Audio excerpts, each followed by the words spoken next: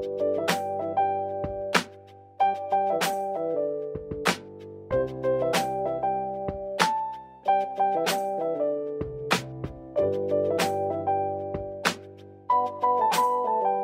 morning, Tanya. How are you this morning? Good morning, Shafia. I'm very well, thank you. This is so exciting. Yes, it is. It really is. Thank you. Yes, I think it's just amazing that you have been organized this type of universal process to really bring women of healing and birth and doulas and midwives and just mamas and daddies together around the great possibilities. I have told you, as I told you last year, I really appreciate the work and the incentive you've taken to put this out here again. So thank you for asking me to host you today. Aw, thank you. Well, thank you for those kind words, and thank you for being here with us. Thank you. So, let's see. I want to just get a chance to tell you a little bit about what I've been doing just as the president and founder of the International Center for Traditional Childbearing. Always doing a lot, that's for sure. Yes. So, but right now, really is focusing on our 9th International Black Midwives and Healers Conference coming up in Portland, Oregon, October 9th to 11th. And as I mentioned, we're very excited that Erica Badu, our international spokesperson, she calls herself Doula, has gone to becoming actually midwifing and a healer, will be coming to our conference to open up for us. So that's very exciting. And then it's really just pushing the agenda across the world that women know best what's for their bodies in terms of having babies and breastfeeding and mothering, and also just empowering families to really take ownership of how they want to have their babies come into the world. So our agenda has been pretty consistent over the last several years, but I guess what I'm most excited about is that I traveled a lot last year. We did about 14 ICTC full circle doula trainings across the country. Yeah. You saw my 17-year-old daughter a little while ago. She's my last of 7, and I made a commitment that I wanted to stay home in Oregon this year and really just kind of watch her get through high school. I wanted to do the mama thing for a minute with my daughter. Yeah. And so I've been enjoying that, as well as doing a lot of trainings here in Portland. People actually come to Portland for the doula training. So, cool. Yeah, and doing our cultural competency trainings for diverse populations, for midwives and doulas to understand what it takes to work with people from different lifestyles, orientations, races, religions, etc. I'm so glad that you're doing that work with the cultural competency. And you had some exciting news about some CEUs with that recently, right? True. So we have ICTC CEUs, that's for midwives or doulas. We were approved by DONA to also provide CEUs for DONA certified doula. And then we just recently got MEEC accreditation, so that's for CPMs who would like to take this course and receive CEUs. Yeah. So I'm glad that as a country and as a world, we understand that if we don't understand how to work together and respect each other, we're not going to see birth improve, because that's the most sacred time to bring forth life, and you want the people caring for you to understand your traditions, and if not understand, at least respect them and support you, and so we can create a good energy in the birth room and not the type of poor energy of people having preconceived misconceptions about other people and other birth practices and other lifestyles. Yeah. So. Yeah, well, thank you for all of that work. I'm so glad that you're putting it into the world. You've been putting it into the world for so long. Tell us a little bit about your journey, and then we'll get into mine. Oh, my journey, the journey of what I'm doing today? Yeah, all of it. No, just, a quick, I know it won't be that quick, but your journey into birth work and I know you've always been a strong voice and activist for mothers and babies. So, and then a little bit about your organization too, because I think everybody should know about ICTC and the Full Circle Doula program. So it is World Doula Week, so let's talk it up. Thank you. Well, for those who don't know, again, I'm Shafia Monroe. I'm the president and founder of the International Center for Traditional Childbearing, and we are an infant prevention, breastfeeding promotion, midwife, and doula training nonprofit located in Oregon, but we are worldwide with chapters and membership and state reps throughout the United States, and I would say Ghana, South Africa, Sierra Leone, Senegal, Canada, with myself and others. And really, my journey just began, as I tell often, it wasn't really planned. It was just like a lot of us choose this work professionally, or we were influenced by somebody else. I always say really mine was God-led. I did not really think about doing this work, but was really moved when I learned in the 70s that there was a high rate of black babies dying in Roxbury, Massachusetts, where I was living at the time, and I would think I was 15 or 16, and just never knew that. First, I didn't know about babies dying of any race, but when I found out that it was very, very high for black babies, and of course as a black woman, I was like, oh my goodness, something has to be done about this. And being in a city with Harvard University and Boston University, all these major colleges, and still having this high mortality rate, again, coming from the era where it was, take initiative, you see something not correct, try to fix it. So I said, I think I'll become a midwife. I read about midwives, learned about black midwives, at the same time where Ina May Gaskin and the home birth movement was coming back full force, and at the same time learning about black midwives in the South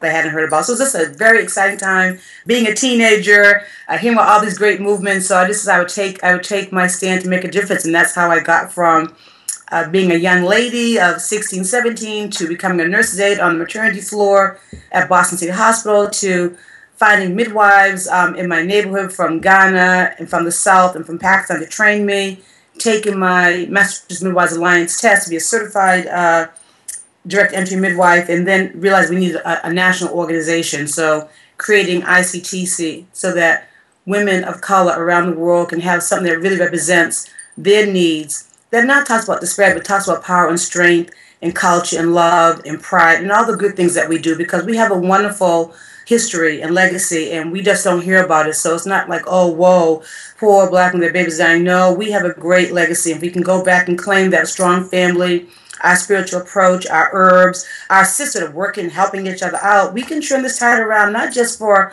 our baby, but even the things we're seeing our young people living risky lifestyles, the shootings, the drug use, not staying together, all that was addressed in the early 1920s, in the black community throughout the country. So that's pretty much what we have been doing. It's been amazing. Women from all over the world contact us. We've trained over 1,500 doulas, ICTC style, which is called the ICTC Full Circle Doula, which means that we're training women to have a holistic approach, not just labor, but preconception, early conception, the entire pregnancy, the labor, the birth, and then a lot of aftercare, because babies are not making it from birth to 1 year. So we want to continue that whole African-centered Southern style, that you got a lot of woman care, how to eat, wrapping your stomach, how to be a good mom, being secure in your mothering. It's unfortunate we're in a time now that we don't see babies. A lot of women are afraid of their own baby because they haven't been around children. So we're seeing a whole new type of generation with a lot of gaps. Where I grew up with my sister having a baby as a young teen, and my cousins. I just grew up holding babies and changing diapers at age 7. Cloth diapers, mind you. So I felt, when I got pregnant, I was so confident. I had no fear at all. I had my baby at home, and I raised. It was never about, oh, can I do this? Can I breastfeed? So I have to be patient as I hear the new generation saying these things that are unfamiliar, where a lot of doubt about having a baby, a lot of doubt about breastfeeding, a lot of doubt, but can I be a good mother, and am I doing it right? So I think the ICTC Full Circle Doula brings in that Southern African perspective. Of course, you are naturally a mother. It's innate in you. Yes, you can develop certain qualities, but there's no fear. You can do this. This is a fun thing. Yeah. So. Oh, thank you. And this was my journey. I've started my memoir, so I will have a book ready, hopefully by the end of the year. Cool. Good for you. You can read it all. Right, a lot of detail. Good. Yeah. I want all the details. Yes. I just love you. I just love all your work, and I'm so happy that you're in my life. So, thank you. Yeah, thank you again. Yeah. So, and you're just sparkling energy all through the Skype. All this beauty, happiness coming through. I know, we talked about that, right? This is my first Skype, sort of the whole video content. So, and yeah, it's cool, right? It's like it's very cool. Yeah. So this is helping me I won't antiquate myself. Help me work on my Skype skills. So thank you for forcing me to. We're gonna Skype, Sister Shafia. We're not on the conference call. No, get that Skype up and go. Want face to face. This is great. Makes a big difference. Like birth. People say, well, I want to, Skype my birth. I want you to text, which is fine. But we have to never forget that it is the energy that comes from the body where we are physically in the same area, same rooms, same house at least, that generates a certain thing that can never be replicated through technology. Yeah. And as we're looking at more and more science, they're saying now, oh, this is great, but we made a mistake. We are giving you too much technology time. People's eyes are drying out. They're getting carpal tunnel. And there's been an increased suicide rate of people feeling isolated. So birth is about bringing people together, being in that room, smelling that amniotic water, smelling that mother breathing, her pushing. It's just amazing when you're in the birth room what you can pick up by smell, sound, and sight that you cannot get over a texting or even Skype. I just want to say, doulas, keep being at birth physically as much as you can. Let's not lose that legacy. Yeah. Thank you. You're welcome. I never heard of nobody Skyping their birth yet, or like doula. Oh yes. Is that in my future? Because I don't know if I'll be down with that, but right. You know, sometimes you can't get we can't get you into the United States. We're gonna Skype. You gotta coach me like this. Okay, I'm pushing now. Now what, Tanya?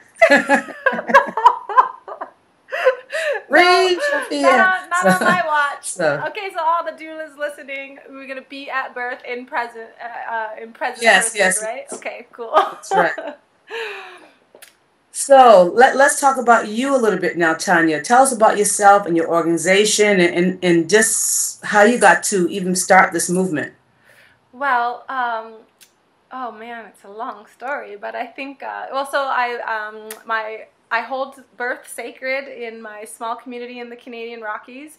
I hold space for women here locally, and then 3 years ago, I decided that I was feeling still very isolated from Black women, and so I decided to reach out. I reached out to you then and said, you know, I'm trying to grow my online community, so I started TanyaMalcolm.com, where I'm really celebrating Afrocentric culture, strength, pride, and yeah, the community that I don't have here in person is like I'm trying to spread it out online. So that's what TanyaMalcolm.com is all about. I'm offering soulful programs there for pregnancy, birth, lifestyle, and yeah, getting into these sort of virtual events where I can learn from others and also invite others to be online with me. And then there's programs that are sort of streaming and growing out of that. So that's been really exciting.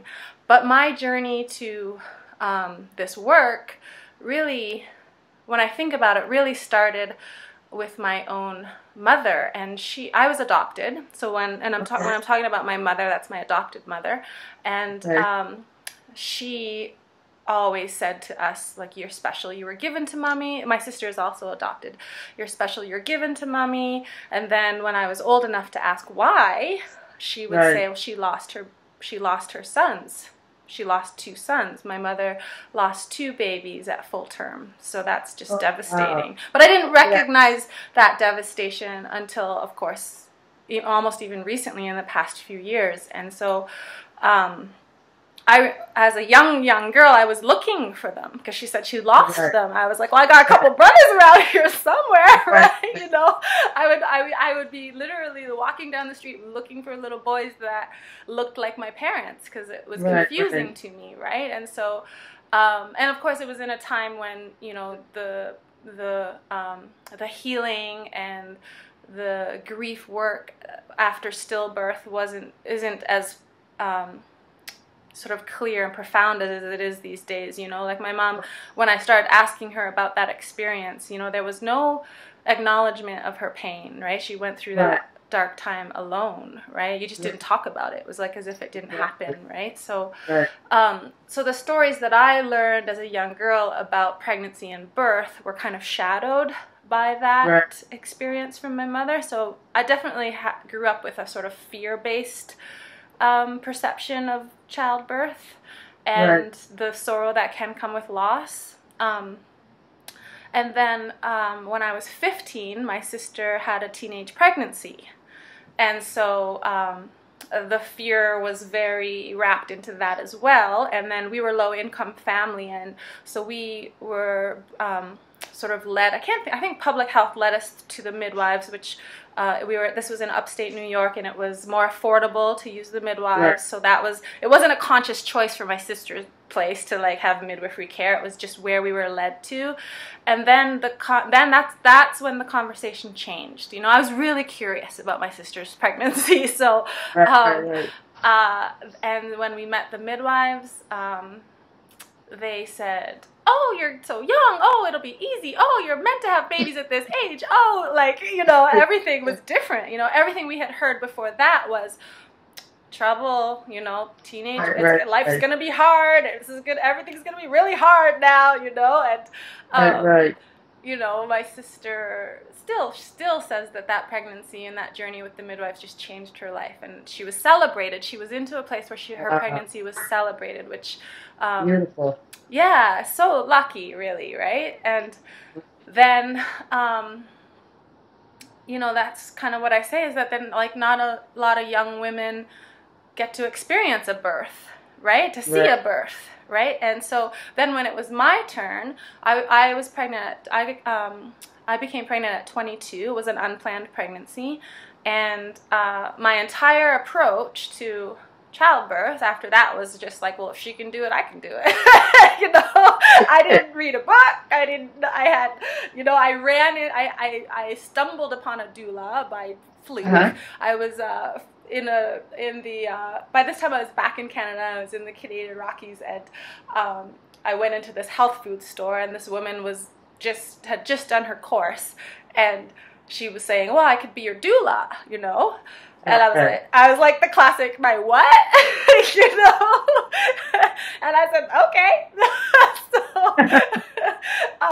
And like then some of the resources started coming my way, and but really I didn't read much. I just honestly, the whole thing was, if she can do it, I can do it. It was like sister competition. I was just like, you know, and she, my sister had an easy birth. It was like 8 hours. I mean, it wasn't an easy birth. It was, it transformed her, and you know, we witnessed this transformation, a miracle, you know. And I remember my mother was very, very scared. And I remember one of the midwives just basically attended to her, you know, because her entire experience with that was trauma, right? So, that's it. Yes. And then the other midwife kind of put me to work because, but the one midwife had to attend to my mom, right? So she just kept saying, hold her hand, and, you know, don't let her go. And, you know, just, I was just that physical person. So that was cool. Yeah. Yeah. And then when I gave birth to my son, you know, I think it was a pretty, he was 4 weeks early. I gave birth at 36 weeks, and so my doula wasn't on call, so there was this sort of like denial stage. And the funny thing is, I went into labor on Valentine's Day, and I was at a singles party. I was out to here. And, you know, I was a single mom, so it was just funny, this pregnant woman at this singles party, and I went into labor that night, but I was in denial for the first 8 hours of my pregnancy because it was 4 weeks early, and I remember thinking, I better toughen up for the real thing. I thought this is the practice that my doula told me about. Right. The vaccine hicks, right. So then I couldn't get a hold of my doula because she wasn't on call, and then eventually I made the choice to go to the hospital, and finally we got a hold of her by about 8 a.m. and then my son was born at 12:15, and it was about 12 hours, and I just kept my sister at the peak of my sight. She was a very prominent, you know, it wasn't foreign to me, I guess. Right. Was the lesson. And you make an important point. You know, as I mentioned, women not seeing babies born, the fact that women should be role models for other women the best of our ability. You know, naturally, just by being around your sister, having large families, so you have the ideal experience. What great sharing. How was your baby, though, being born 4 weeks early? How did that? Well, that was my biggest fear. When I was pushing, I was crawling up the bed. I was in an upright position, and I just didn't want him to get taken away. Right. And I kept saying to her, don't take him. And the physician kept saying, we have to make sure he's healthy. We have to make sure he's healthy. And with every push, I was kind of crawling backwards because I thought, I know I'm going to have this baby. And like, I think she knew that was one of my biggest fears. And although now I know why, it's because of my own separation from my birth mother, right? That's a trauma. That's a trigger for me, right? And so,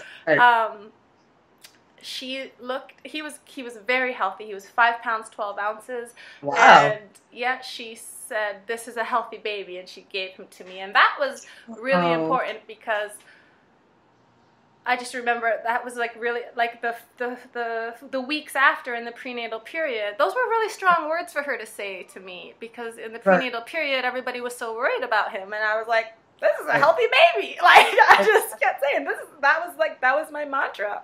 This is a healthy baby, and he was. So that's right. Yeah, 5 pounds, 12 ounces. That's great size. Yeah, right. He would have been like 8 pounds 4 weeks. That's what one of the nurses said. Good thing you didn't go full term. but you could have. And that's another thing that's important as doulas, especially my moms, that our bodies are designed to have babies. So our babies are never too big. This whole myth where I hear mothers say all the time, oh my God, they're going to induce me because they said the baby's too big. This is also very a new trend. So I'm glad that you have this positive with your sister in the forefront, and your mantra of a healthy baby, and everything just worked out perfect. That is really a beautiful, good story for Doula Week. Thank you for sharing that. And that was when he slipped out of me, I was like, I never felt so powerful in my whole life. Wow. And that's when I knew that was when I was called to this work. So when I said, I want to be beside women doing this. I want other women to know this is what can happen, you know? Right. And, you know, there were definitely little things in my birth that kind of tainted the experience, but I wasn't coming out of a place of like, a lot, you know, sometimes doulas come out of a place of like they need to heal from their own experiences, or they want to protect women from that, or educate women about some of those experiences that can take place that may not be the most positive. For me, it was all about the power.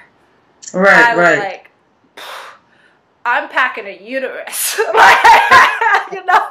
All of a sudden I was like, oh my goodness, you gotta know, like every woman. And then I was just infatuated with every woman. But it took time, you know. It was 2 years later that I took my my doula training, because I was raising my son, you know, and so which I think is important for doulas to be patient, right? Like there's a lot of time. It's a journey. Now, what are some of the things that your doula did for you that day in labor you want to share? So because he was early, he was, my doula is Angie Evans, and now she's in Saskatchewan. She practiced in Alberta for many years, so shout out to my love, Angie. She's my mentor as well. I love her. And she, gosh, there's so much. But number one, they were pressuring me for the antibiotics because we hadn't been tested for GBS, so group B strep. So I remember them, and she hadn't arrived yet. Like she was coming, but she hadn't arrived yet. And I just kept saying, I'm going to wait for Angie, I'm going to wait for Angie, I'm going to wait for Angie, because I didn't really want an IV or any antibiotics, you know. And I didn't know why I didn't, but I just didn't, you know. Like I said, I hadn't read a thing, right? Right. So that can be safe sometimes. What's that? Sometimes that's a safety, just going with your own conscience, your own intuition. Yeah, well, I was like, my sister didn't have any antibiotics. That's what it was like in the back of my mind. My sister didn't have any antibiotics, you know? Right. It really was. The sister rivalry was like a big theme there, you know? So, when she arrived, I remember feeling very safe. But the energy didn't really shift. Like she brought just the calmness to me, really, right? And people were still moving around, but when she was in my space, I felt very safe, which I think that as a doula, I try to bring that as well. Like, have you ever been to a birth where you're going to be late? It's like you might actually miss the birth, but you're still just walking because you're like, you know, because you're like, I'm not bringing any frantic energy into this place, into this space, right? Exactly. And so you're like, your heart's like, get there, but your whole vibe is just like, it's all good, you know? And like that, I brought that forth with me because I felt like that's what, I mean, people were running around. I remember the energy was like, you know, get her Annie, get that IV in her kind of thing. And then the other thing that she did was she didn't do a whole lot. I think that is that was the beauty. She was just there, you know? And I think because I was her first birth, for a woman, you know, for a new doula, she was so calming and she just kept saying, you got this, you know? You know? And that's also another good point, because I always talk to doulas when I train them. You remember the first study about doulas was simply an intern sitting in a chair reading a book. When they did the study, Dr. Kloss, a woman is sitting in the chair saying nothing, shorten the labor. So it's nice that we have all these things, but I think it's so important to remember that we have the basics. And you mentioned bringing calmness, security, and affirmation to the room. Yes, the birth ball is nice, and the squeeze the hips, and the ball, those are all good things. But at the end of the day, just the presence has proven statistically to make that. And you have a great story of just her being there. So I think that's a good point in Doula Week to remember that this is really a simple grounding work, and we don't have to overdo it with a lot of things. It's nice if you do want to. Acupressure points are great, and rebozo and aromatherapy, those are all wonderful. But at the end of the day, just you being there is the most powerful force that makes a difference. Woman with woman, mama with daughter, sister with sister, friend with friend. That whole piece is really, you kind of spoke to that. I just wanted to touch on. You're giving such great examples. No, thank you for highlighting those things, because yes. And and then from that relationship, I remember the card that she gave me after, which was all about me, was so beautiful, because in my mind there was a little bit of a twist where I thought, like, I wouldn't have been able to do it without Angie. And then I read these words that were about me, and I recognized, wait, I did do that. It was all me, right? And that's come forward through into my doula work too, is to make sure that the mother is celebrated, and that her accomplishments are noted and communicated to her. Yes. That's beautiful. It's a very beautiful tradition. Thank you for sharing that. That's just a wonderful. I'm inspired now with that story. You know, that great smile. I'm happy I got all to that share energy. It's been a while. Now, how is your sister doing after all this? Are you all she's still rivaling? Good. Now she's going through it with her teenage daughter. So. Okay. Yeah. Nice. Yeah. Nice. So let me ask you also.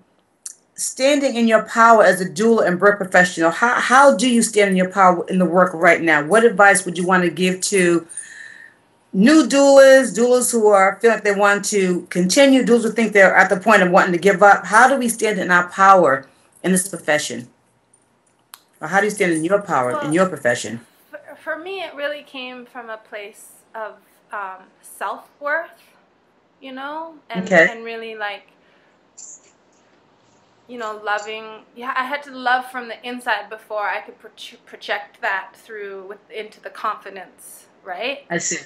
Yes. So, and there's like one particular experience that stands out to me, and that was at a hospital birth that had led to the anesthesiologist attending for an epidural, and there was a few births before that where I had worked with him, and I was always asked to leave, and I felt like always like just for the epidural to be administered, and I always would be standing out in the hallway, and then the dad would come and get me after the epidural had been administered, and it was like I was always like lost out there, and feeling from a personal place that I had just let her down, like the birth had already gone to a place where she hadn't wanted, and this is all just analytical BS, like I shouldn't be thinking this way, but we're being honest here for DOULA-LA. We're getting real about doulas, and like those are the thoughts that I had, right? And like I was too hard on myself, but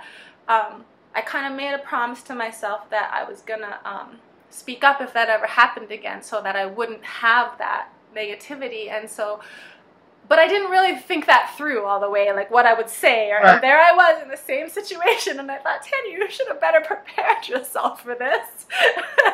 But what came was, I've been hired to stay by her side. Could you make an exception? Right. And so I didn't, I just asked a question, and I remember he looked at the mom and the father, and then he looked back to me, and he said, sure. Like, like what took me so long to ask, And it wasn't aggressive. It was just, but then when I started thinking about that phrase later on, because I felt so good about it, that was a huge shift for me, right? As far as like standing in my worth. But it came from here. It came from like, I deserve to stay with them, like I love them. I deserve to be Beautiful. there with them, you know? And when I thought about it afterwards, it's like I presented myself as a professional. I said they hired me. Yes. Like I'm at work, I'm working right now. Right. You know, and this was, you know, 9, 10, nearly 10 years ago now, right? So I mean, this is like doula. I was, you know, there wasn't other doulas in my community in the hospital, right? So like, yeah, I presented myself as a birth professional, and then I still asked permission at the same time, right? So I came from a place of respect, and then, you know, and then that just became kind of the way I spoke my mind for everything, was just asking questions, you know, in a real like place of wanting to know and grow and learn and work together, and that's what makes me feel powerful. Beautiful. Yeah. That's a great example. Asking as a professional. We have the right to ask. Yeah. Very good. Thank you. I want to ask you about the doula paradigm. How isolation is leading to burnout. What's happening with... have you heard a lot of doulas being burned out within your source that you've created virtually or one-on-one? Like, what's going on with the doula world and burnout? I think we all are burnt out, and I think, you know, I almost want to bring this back to you because you're the first person that ever you basically enlightened me to the idea that the paradigm, so the format that we're working in, isn't really in line with the sisterhood of mother to mother and family care that history is showing us should be the foundation. Right? You know, yes. Like it kind of goes back to that story of myself and my sister, and that was like, you know, it was family. It was other women around, right? There was other women that she could rely on. So, you know, how do you feel about that when you think about how doulas are working right now? Well, I have been looking at that question within the ICTC Full Circle Doula training, and just for the audience to share what I spoke with Tanya about the other day, and what I've been telling doulas for the last few years, and actually getting a lot of head nods that yes, that's right, is that we have taken this being with women, this one-on-one, the word itself, midwifery term, as well as continuous care on the doula platform, is really not, I'm going to speak for all women around the world, particularly for Black women around the world. We've always been very extended family, very village orientated, very woman centered, meaning that there's always women together working, whether we look at the quilting together, stroke in the South, the canning. I heard about an African lady said, when you braid here in America, it's so weird. It's just one person braiding. But in our village, everyone braids together. You know, it's like 3 women getting someone's hair done. And so that piece about being collective, the model that I feel uses very much a Western male model of just that person one-on-one. We're adopting Western patriarchal ways where it's just this one male providing a service that's not women oriented, and we're switching to that more and more. And so continuous care, you're going to get burned out just one person. It's really not positive or possible when you're, particularly in a hospital where you're sitting in a chair for 12 or 15 or 2 days, you know, barely changing your clothes, can't have quality food, as opposed to, as you mentioned, your mother's there, there's 2 midwives there, and you were there. The energy had to be different because women would create good energy. I think the other piece is how we're raising our children. I was just talking to my daughter, who's 30, the other day, and she was saying she was in New York, and a woman was walking by an elder, dragging her cart up the stairs, and my daughter grabbed it and said, I'm going to bring it up for you. So the woman who was the elder was so, in her age, was so shocked that she would do that. We talked about historically, there's no way that you would not come to, I'm not going to come to your house, Tanya, and sit down and watch you and say, hey, what can I do to help? Pick up a broom, wipe up your table, put dishes either by hand. We've lost that. We kind of sit and we let one person do all the work as opposed to us all coming in. I'm going to come to the birth with you and say, what do you need, Tanya? Let me rub your back. Let me go cook and bring you food. Let me grab the sheets. Yeah, let me grab the sheets while you bathe the mom, whatever. It's a collective, and then no one's burnt out. Then we sit around afterwards, and we all get a cup of coffee at the kitchen table or tea, and we talk about the birth for a couple of hours. We get excited, we clean up together, and we go home, and then we meet again. So it's like, yeah, I'm with my friends when I do birth. I like doing birth because I meet my best friends. They're my coworkers, and so I get a chance to be with them, and we're talking woman stuff. It's not just the birth, because at birth, women just don't talk about birth. They talk about stuff, and so I think trying to bring back that tradition where we work together and not just you by yourself or me alone. It's like being a single parent. Yeah. It's exhausting. By having mom, dad, two sets of grandparents, having all that, it takes a village, all those mamas and babas, then raising a child by yourself, because being a single parent is not the problem. Being a single parent with no support, that's the problem. That's been proven. Yes. If you have, you're 12, 15, whatever the age is, even if you get divorced or single, when your parents are around and your friends helping you, that child's healthy and you're healthy. When you're by yourself in the room, isolated, just you and that child, yes, it's stressful. And so we need to go back to and identify, what does it really mean to have a sisterhood? Is that a baby? Excuse you, my baby's calling me. Hey, baby time. There we go. Say hi, Mama. Hey, beautiful. How are you? Oh, she's so cute. What's her name? That's Carolina. Carolina. Yeah. Carolina. I knew about you when you was inside. But I think to burn out, I think to burn out in the meantime, until we can get that system back in place. You know, we tell mothers, the doulas, you know, to bring healthy food, to wear comfortable clothes, you know, to bring your favorite oil that you need to go smell to get your own aromatherapy, to get yourself energized again. You know, if you can afford it, get a massage, you know, don't take a shower, take a bath, whatever your spiritual thing is. And also, we do the work because we want to. And so, birth should energize us. If you feel yourself being exhausted, maybe it's not the right, I mean, you know, it is hard work, but the mother's doing the work. We're not having the baby. Why am I so tired? I didn't birth, you know, so, I don't know. I just think it's a whole different perspective. Again, I'm from an era where women work really hard. So we have a lot of energy. And my mother worked harder than me. I like my godmom, you know, my aunt from down south, like, what are you all doing? But they just, and they call the black woman strong syndrome, which people are trying to put down. But I think there's strength in that. It doesn't mean that you abuse yourself. There's nothing wrong with being a strong woman. I don't think we have to sell out and say, oh, it's the strong black woman syndrome. We're just doing too much. That lifestyle, that concept has got us to very high places. And so I call Michelle Obama a strong black woman syndrome. She don't play. She's gorgeous. She works out. Her kids are good. I heard her house. I'm reading her book right now. So, and she laughs a lot. And she's funny. So, but what are your suggestions on burnout? Well, I think, like you said, you need to create community. Right, you know, right? Especially, you know, I think too, when I hear you, let me take a little second here. Yes, it's time to get some food. Mm-hmm. This is great. Show action, a professional woman still nursing her baby. Yeah, and mamapreneur, all the way. That's right. I think that, yes, burnout.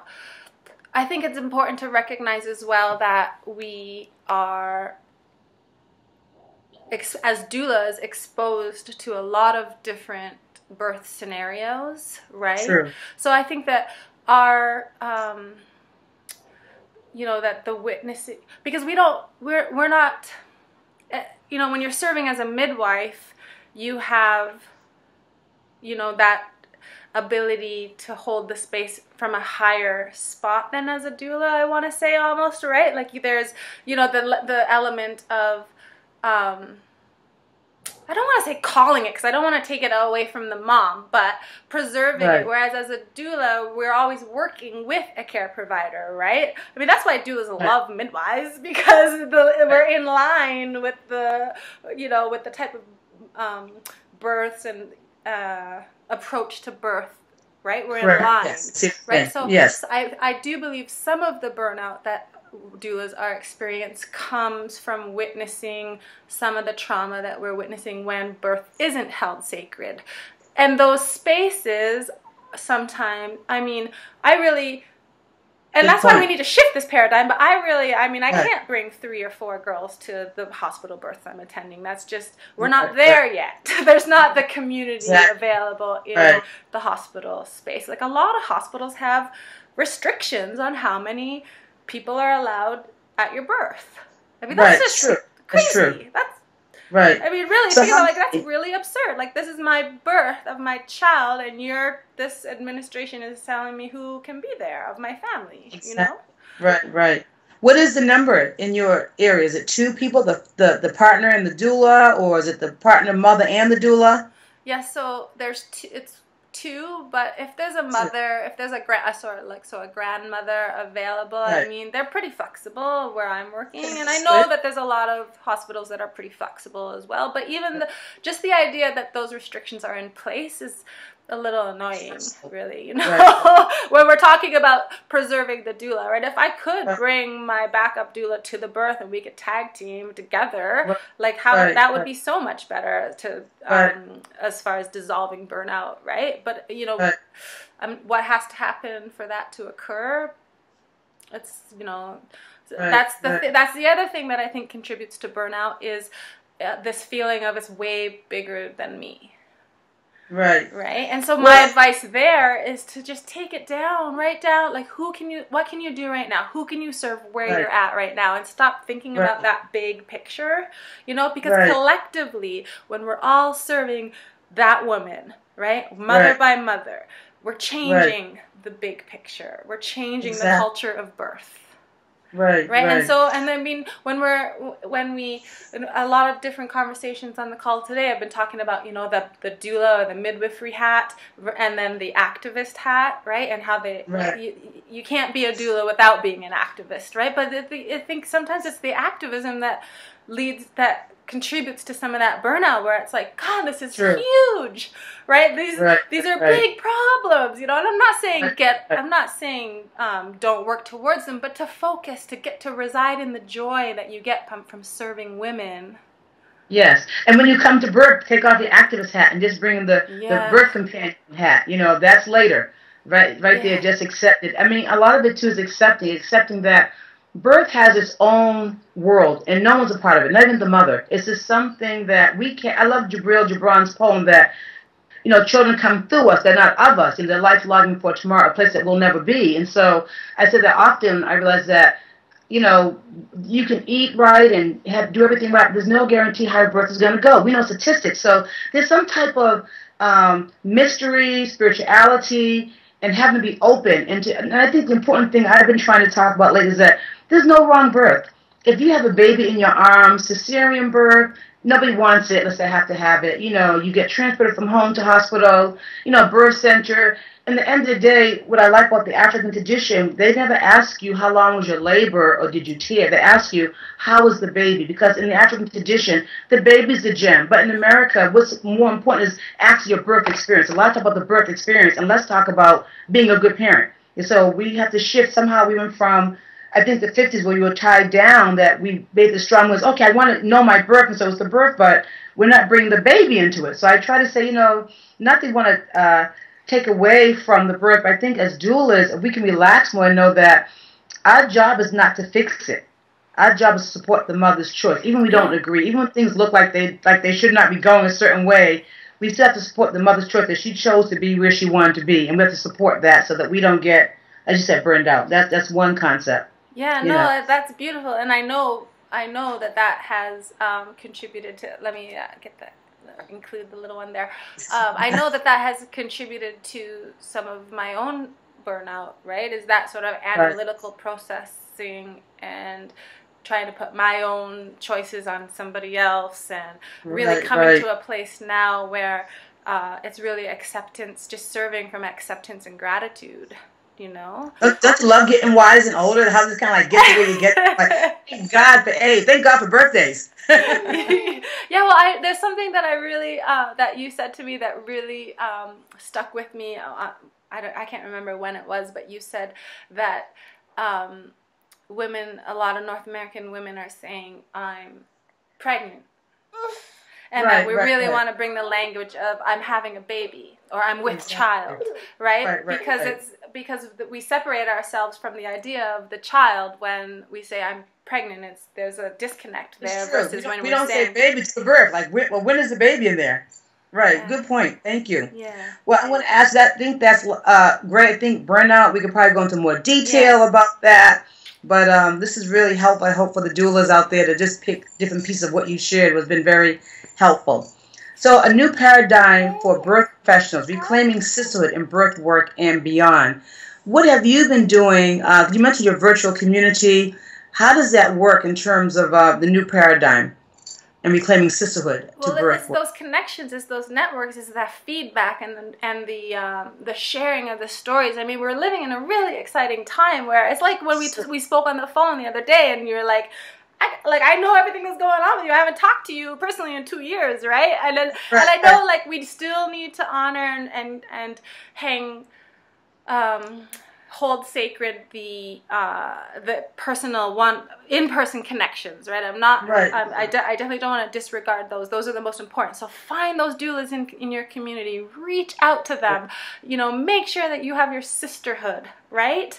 Because then you're not alone, and feeling isolated is the hardest part. Right? So, the new paradigm that we need to create for ourselves and for the culture of birth is working together. Simple as that. Yes. So that says it. The new paradigm, going back to working together, creating ways to work together. Are you doing things like having tea chats in your city or town? Are you meeting quarterly or monthly? Is it conference calls occasionally, or is it your best doula friend that you talk to? What are some things that you've been doing to create that? So for me personally, I have my 2 doula sisters who I think when it comes to the intimacy of another woman's birth story, that you should maintain that, you know, 1 or 2 people, because especially when you're working in small communities, that's not your story to tell. Yet you need to tell your experience of witnessing that birth, right? So I think it's really important for doulas to have 1 or 2, you know, sister doulas where that debriefing is happening, where you're getting into the you know, the smells of the birth, you know, the real raw birth, you know, that you can talk to her like about everything that happened, right? And that's confidential. Absolutely.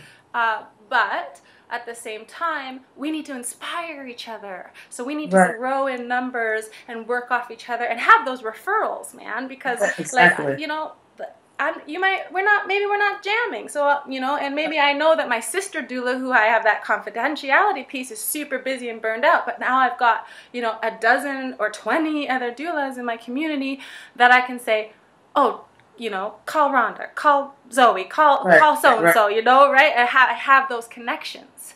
So definitely in my community, it's kind of just building now, and we're having in-person gatherings of some of the doulas. Oh, nice. But I'm gonna have I want to form more relationships with the hospital staff, and Anna Paula Markel gave me that kind of tip about forming the relationships for where I'm working at. So I'm gonna get the doulas together to make lunch for the nurses. Oh, nice. Some of the doctors, and like, you know, somehow I'm gonna start working on that's like a brand new idea. So another great thing. That's great. Right. So now in terms of burnout, what do you think doulas families can do to help with the burnout piece, if anything? Thank you. Well, I think it starts with the doula, right? Okay. So making sure that your partner, you know, or your family, who, you know, whatever your family situation is in line and supportive of your work, right? So I don't I say I'll get, you know, I do the consult, we do the, she interviews other people, she comes back, she says, I want you, and I say, okay, let me talk to my husband and I'll let you know. What's your due date again? Right. So, you know, after dinner, I've been potentially hired for November 13th. I'll be on call the first 2 weeks and the last 2 weeks in November. How does that work for you? We talk about it. So it's a family decision, because when I'm on call, it affects the whole family.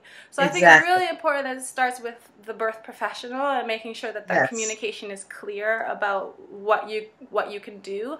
And then, I mean, you know, my man will take a day if he needs to, right? If I'm at work, it's just you know, and he's really clear with his employer about that, and my work is valued like as work, you know, like as you know, and I think that's really important. Just like I'll take a day if he needs me to, you know, like there's a balance there, right? Family, what else? I have older children, right? So they're all very supportive. Well, how do you think that family can support burnout? I think that you said it. I encourage us as much as possible to, like you said, communicate with our families and say, this is my profession. This is my calling, whatever you want to, however you want to phrase it. For me, I have 7 children. I have they've been raised in this work, and I remember having to miss birthday parties, on the way out the door, and the water break. It was like, you know what, her water broke. You all go without me, and their faces, and then I remember them calling and saying, Mom, is she 10 centimeters yet? They're like 8 years old. Are you 10 yet? Like, no, she's only 3. Like, oh, okay. So I'll be home like maybe in a couple of days. But they're all old now. They're in their 20s and 30s, and they say to me all the time, you know what, Mom, we are so glad that we went through this work with you. And they all say, the sons and the daughters, that it changed their life. They're sensitive. They talk about birth. They breastfeed. My sons tell their potential female partners, well, if we get together, you have to breastfeed. And so I made it so that for me, it was infant mortality prevention. So it was more than just a job. I was going out to reduce deaths of babies. And so my children and my husband saw it as, this is serious. She's going to really save lives. It wasn't just going to go make money, but we're trying to prevent poor birth outcome. We're trying to make sure that women aren't being hurt. So they saw it as a political work. So for them, it was like, yeah, Mom, right on. To this day, it's like, Mom, don't stop. I'm still got my daughter 17 waiting for me to bring her to her first permit test. But she set up the Skype for me and found the lamp. And they just kind of like, so you raise your kids in it. And I think when we look at Mother Wit book and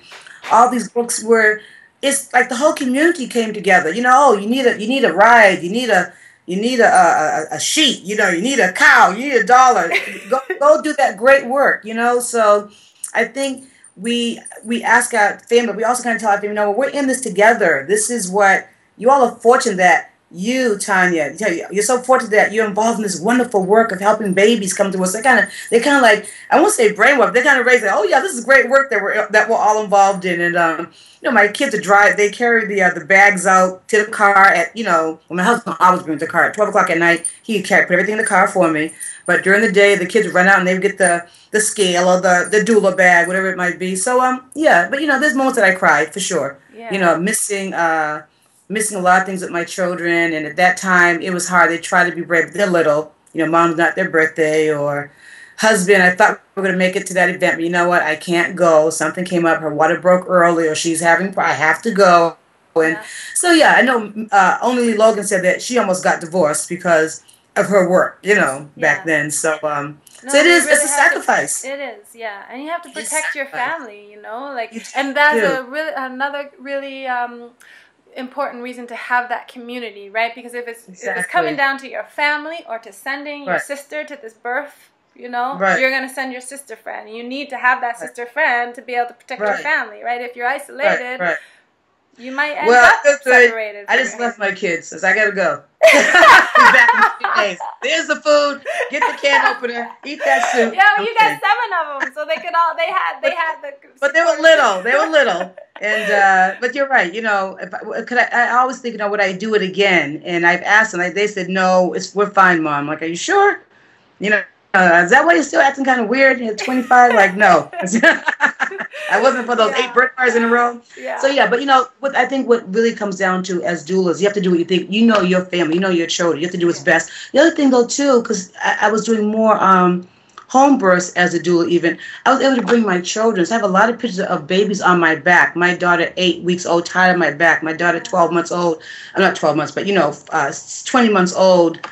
Not 20 months old. 20 weeks old. Tied on my back, so a lot of pictures I had to bring my children, but that was very clear with the families that if you want me to come, I have a small child. I may not have a sitter, and they usually said that was okay. So my tip is that, showing our children how to be able to be in space and be okay and not be disruptive. It depends. Some kids are noisy and they cannot be a burst. Some children can sit there quiet for hours and sleep on the couch, with the mango, and, nowadays give them a Game Boy, or what do you call it, the little tablets.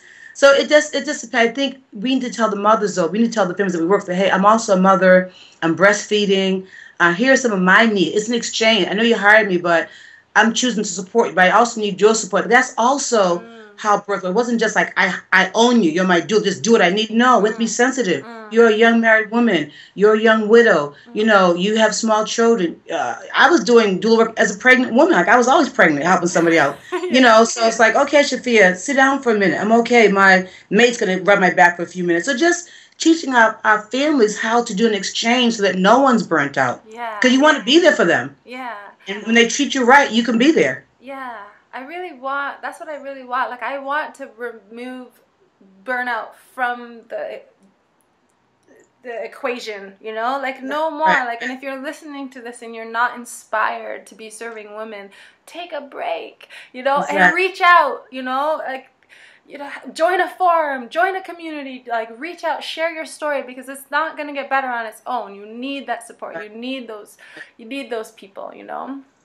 And train more doulas. Maybe when women get burned out, it's time for them to bring up some new ones, because sometimes we don't stay in our calling forever. Life changes. Right now, I was a midwife all my life, and now they're a farmer. You know, they're a painter, they're a photographer. You know, they did it, and some never stop. Some die with, you know, with their hands on a mom's back. You know, so it depends. So I think there's no judgment. When you're in your element, whatever age and time, you know, be strong, and it's okay to be tired, but we don't want to be burned out. That's pretty serious. When you're burned out, you've lost your inner light, and that's serious. Yeah, preserve your inner light. And I've been there, you know. I had some dark times when I was like really tired, exhausted, fatigued, and depressed, you know, if you can believe that. But it's true. Next time. It's true. I will. But no, it's part of why I'm creating community. I'm continuing to create community, which is leading me into what I want to talk about, because on Monday, next Monday, March 30th, I'm holding a free community call. And I'm going to be talking about finding yourself and in the presence of others, right? And so sometimes it's a bit confusing about community, because we still want to be in touch. We still want to trust that inner source, the divine source. I call her your soulful mama. That's your intuition, right? And I connect with her first and foremost before I do anything, you know? But I haven't always been able to do that, right? And so sometimes it's a bit confusing when everyone's saying, we need community, we need community, we need community. But first and foremost, you need to form unity with the divine within you.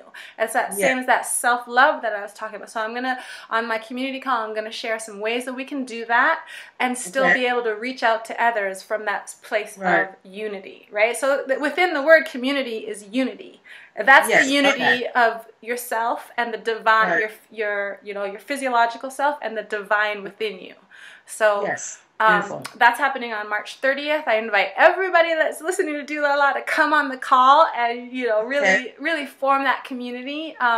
You can, if you've been getting the emails about DOULA-LA, there's a link there about the Soul Shine community call, free community call. Otherwise, go to tanyamalcolm.com and that information is all there as well. Okay, wow. Well, you are still beautiful and awesome, and I would definitely tell my daughter to have you be her doula if she gets a candidate. Aw, I'd love to work with you. and I love that the soulful mama inner voice, you know, spiritual component is so important, that we really, whatever people's faith or inspiration is, to find it, you know, and claim it and take that time, like you're saying, to keep that light going, you know, inside. That's makes it excited. You want to be, oh my God, someone's in labor. You want to feel like, can't wait to get to like, not like, oh, she's in labor, you know, I gotta, you know. Yeah, and to just acknowledge that if you do feel that way, that's okay, but that it just means it might be time to me to be a shift, right? A shift so that the next time you get the call, it's like, here we go, baby. Go into the birth room, right? That's right. Yeah. That's right. For ICTC, of course, I could mention we're having our 9th International Black Midwives and Healers Conference in October. That's at www.ictcmidwives.org. I think the most exciting thing, everything for me, by the way, is very exciting. This is my 2015 off the chain, off the hook, amazing year. So I'm feeling it all over. But good. I'm excited because we're doing a Train the Trainer. So we trained 2 ICTC doula trainers in Trinidad 2 years ago. And so in June, we have another Train the Trainer. So if you're an ICTC doula certified, you can apply to be a trainer, which means that you can now go and train more ICTC doulas. So that's exciting. And we have a beautiful beach house on the coast of Oregon. So I'm excited about that, so I don't get burned out. Yeah. And other than that, I would say if you're interested in learning more about how to work with diverse populations, mature and child health, you can go to my personal website, shafiamonroe.com. And, you know, we'd be happy to help organizations or individuals look about what is cultural competency. And and I joined the gym. So that's my excitement as well. So any other parting words? I know that we want to go to TanyaMalcolm.com. You're on Twitter, Instagram, at Tanya Malcolm, and Facebook as well. Tanya Malcolm, Soulful Mama. Yeah. So there's a lot of great ways to find you. Also go to the International Center for Ancestral Child's Facebook group, and Tanya posts as well on our Facebook, so you can find it that way as well. And so everyone, let's all just post and talk to each other and support each other, keep that light going, and celebrate Doula Week, Doula Month, Doula Year. Yeah, Doula Lifestyle, Doula's Rock. But you got a local event coming up for midwifery for the... Oh, yes, thank you. Yeah. Yes, May 1st. Let's close with that. May 1st, if you're in Portland, we are celebrating International Midwives Day, but we're making International Midwives Month. So we'll be showing the famous documentary, Bring It in the Spirit. It's the only documentary that Rhonda Haynes did back in 2002. Covers Africa and throughout the South on the legacy of African American midwife, which she did from enslavement to even today, the last thing being in New York. We have 3, I'll call them elders, in our community who, one's a principal of Portland Public Schools, one's a registered nurse who won the Oprah Angel Award, the other one's a well-known pastor, and they all had either their mother was a midwife or their grandmother or great-grandmother. They're going to be on the panel to talk about their reflections about the film and what they remember about the midwives in their life, and what they feel the new need is around having midwives of color in the country, and how do we get women to use midwives more often. Yeah. So we're looking forward to them, and that's our fundraiser. We want to raise money so that we can give more scholarships for our conference. Women who come to our conference want to come. They come from around the world, but some of the airplane flights from the Afro-Colombians from Colombia to the young kids at Jefferson High School who want to be doctors and nurses want to come, and they don't have the fee. So we are asking people to go online. If you can't make it, you can make a donation. You can sponsor someone either in Canada. You can say, hey, I want a $25 suggested. I'm going to do $25, so let someone come in my name. So cool. Become a member of ICTC. You know, we're a membership organization. Yes. And so join that way as well. And you can volunteer without being physical. We do remote volunteer work. Perfect. Yeah. See? The sisterhood, get involved. Right. Get involved. That's right. Get involved. Oh, thank you. That's awesome. I'm really glad to hear about the scholarship opportunities for your conference, because I know that's a really, really important event, and all of the work that you're doing at ICTC is fantastic, and I'm so happy to be a member of ICTC. I'm proud to be a member of ICTC. So. We're proud to have you.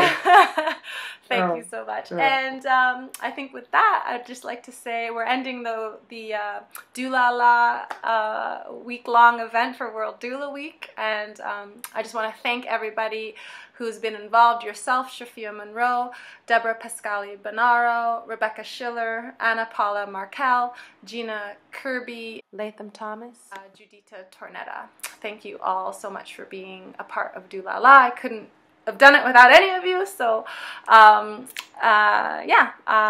check out TanyaMalcolm.com. Definitely go to ICTC Midwives. Is it ICTCmidwives.org, or do I have that right? Yeah. You do? Right, yeah. And let's say happy. Thank you, Faith, for this, your beautiful smile, your energy, what you bring to this work, and being a space holder, but also being a leader. You know, it's one thing to hold the space, another thing to lead on how to do things and not being afraid to create new ways of getting things done. That's very important. We keep growing in this profession and our concept at the same time as our conference title is honoring our past but embracing the future. You know, we want to try to remember the past, but at the same time, you're the next generation to keep it going forward. So thank you for being that person. I'm very proud of the work that you do. Oh, thank you so much for those kind words. Thank you. All right, with that, happy World Doula Week. Happy Doula Week. And thank you everybody. to all the midwives like yourself. We love you. And yeah, let's just keep growing and learning. And I love being a doula deep down in my soul. I love being a doula deep down in my soul. Said deep, deep, said down, down, deep down in my soul. Said deep, deep, deep, deep, said down in my soul. Deep down in my soul. All right. Thank you. All right, take care. That's our ICTC closing for the doula training. Oh, it's beautiful. Thank you. All right, Tanya, I will talk to you later. Okay, take care. Bye. Okay, peace and blessings. Bye-bye.